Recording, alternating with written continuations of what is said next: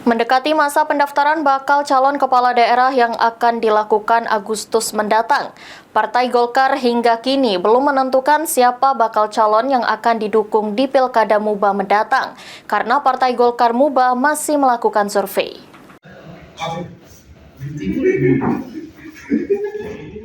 Mendekati masa pendaftaran bakal calon kepala daerah yang akan dilakukan Agustus mendatang, Partai Golkar hingga kini belum menentukan siapa bakal calon yang akan didukung di Pilkada Muba mendatang.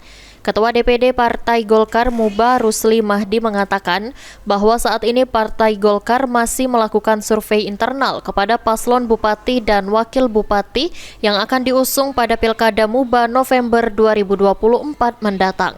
Ia juga menegaskan jika saat ini hubungan kader Partai Golkar dari tingkat daerah hingga pusat masih solid dan harmonis.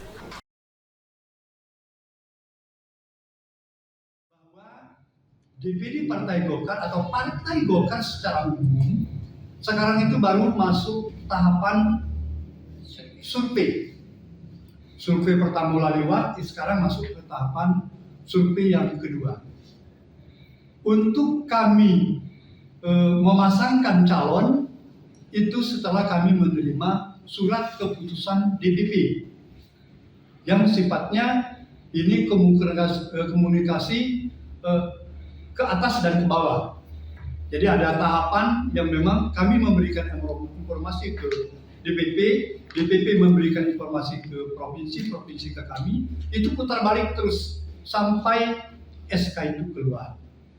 Ditambahkan Rusli Mahdi, Partai Golkar sangat membuka diri bagi seluruh paslon, dan namun pihaknya hanya akan mengumumkan dukungan kepada siapa setelah adanya keputusan dari DPP Partai Golkar. Dan ia memastikan tahapan itu akan keluar pada bulan Agustus 2024 mendatang.